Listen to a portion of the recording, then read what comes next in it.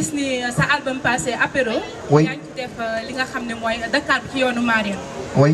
yàggul dara Papa Youssou Ndour génnee li nga xam ne rek mooy bojo yi. maa la wax lii du ma la may naada ak yooyu. waaw. léegi Papa Youssou génnee lu yàggul dara li nga xam ne mooy respect. yow nga ñëw ne désolé. ñu bëgg xam loolu lan moo koy indi. waaye dégg ngeen di yow yéen daal yéen a mën a ko yéen daal yéen a mën a tënk non déjà pour apéro du woon album apéro live la du woon album donc man gëj naa gën album def na 3 ans et quelques maa ngi dugg ci 4e année bi donc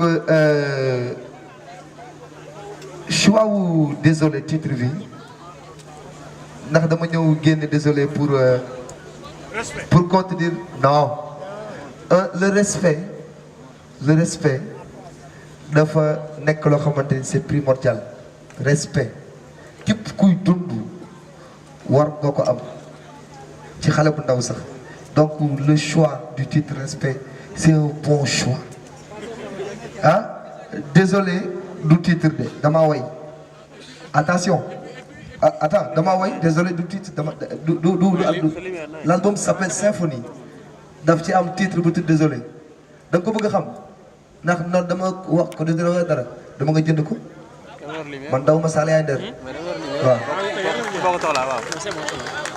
Wally ñoo ngi lay nuyu. je te conseille nga déglu désolé bu baax déglu ko bu baax dégg nga on écoute sérieux. xam nga gars yi xamuñu sax maag paa bi dañuy doon tey code loolu c'est des codes musicales du ngeen mën a xam yéen foofu la loolu ñuy doon tey code te daw ma ci Sall yaay nder. jërëjëf Wally Ballago maa ngi lay nuyu pour Gueweul Dakaractu di la encouragé bu baax xanaa di la laaj ñaari question yu gàtt rek. benn question bi ku ne xam ne ni musique sénégalaise. jamono ji mën nañu dafa nekk ci crise moo xam ci côté album côté spectacle yi. ak lu mu mën a doon grand théâtre rek fu ne boo demee da nga gis dafa low. est-ce que Wally dafa compter mën nañu compter ci album Wally bi ngir mu relancer waat la musique sénégalaise. muy je dirais ma tontu rek ma bañ a juum ma ne buur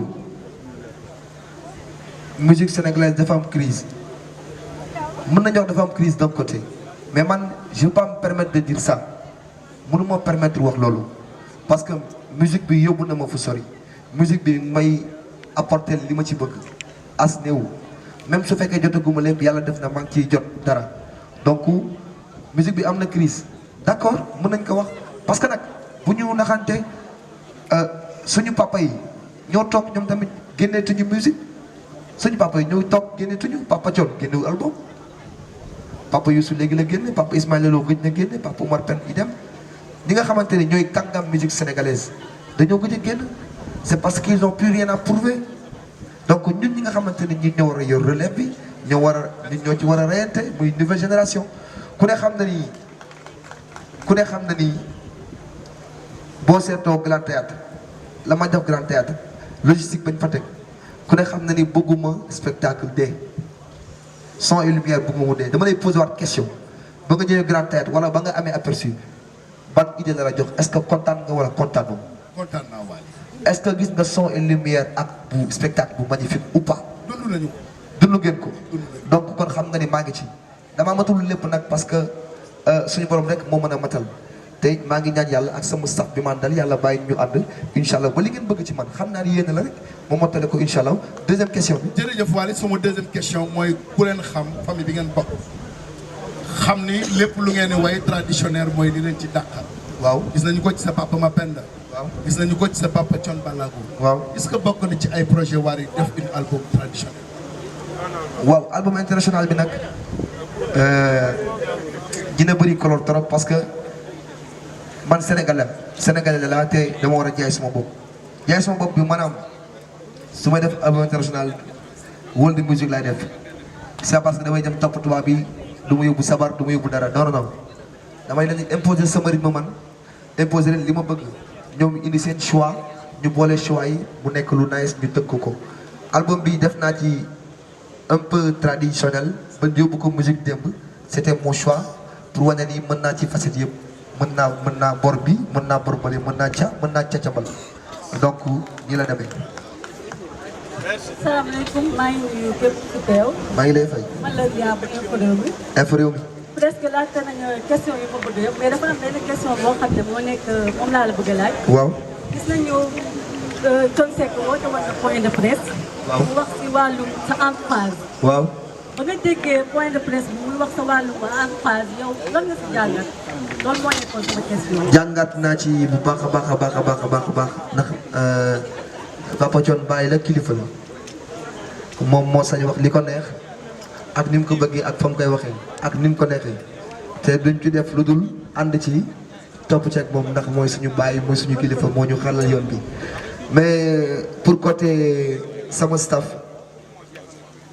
je vous le dis carrément je suis trop fier de vous avoir comme staff je suis trop fier de vous avoir encore une fois vous faites ma fierté parce que man kese mënuma dara man kese mënuma indi sama bopp fii te grâce à vous que je suis devenu le Wally des Sénégalais le prince de Faramareen vraiment chapeau à mon staff merci à vous.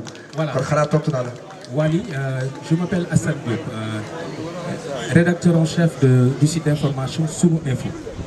Sunuinfo.net. Sunuinfo.net ouais. Voilà dama lay féliciter d'abord ci album bi nga génne. merci. ci qualité son yi. merci. ci contenu bi aussi. merci. gis naa ci titre yi am na ci titre bu nga xam ni Gaye Massar et ñeeño la Gaye Massar yaa ngi jàkkaarloog génération boo xam ni il s'identifie à ton image. Gaye Massar nekkoon un très grand parolier. ñu gis ni tey jii Wally Ballago Seck dans son album convoqué na l'histoire ndax Gaye Massar on pouvait l'identifier à Kocc Barma. yow tey jii su ma gisee sa album bi dafay mel ni da nga reconvoquer l'histoire non seulement mais da nga indi benn maturité ci album bu bees bi nga indi mën nañu xam ni maturité boobu fan la la jóge ak ndax sa staff da ngeen def concertation ba tey jii ñu gis un autre Wally différent des autres que nous avions l'habitude de voir.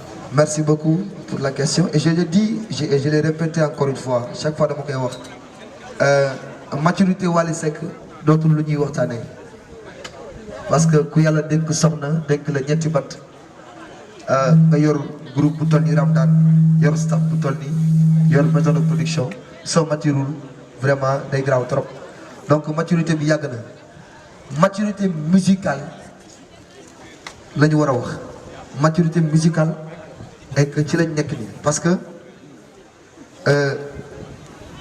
musique sénégalaise dañ ko war a aj ba mu kawe te man xam naa ni sama loxo mi ngi ci bu dee fukki loxo la non am naa ci sama ñaar loxo ci biir am naa ci part de responsabilité et je ferai de mon mieux je ferai tout à ce que ma aj ko soo gisee may indiwaat démb c'est pour montrer aux jeunes que maa ngi gëstu c'est pour montrer aux jeunes que vraiment qualité yi ne woon démb mën nañ ko indiwaat ren mën nañ ko indiwaat déwén incha allah donc c'est très important vraiment lii ma waral sama choix maturité musicale bi nag defe naa kuy def dara bëgg nga màgg ci ba ñu waxal la ko loolu waral ma jël maturité musicale bu mag a mag et c'est pas moi seul c'est man ak sama groupe ak sama staff ñun ñëpp ñoo ko defandoo parce que benn loxo mënul tàccu merci beaucoup.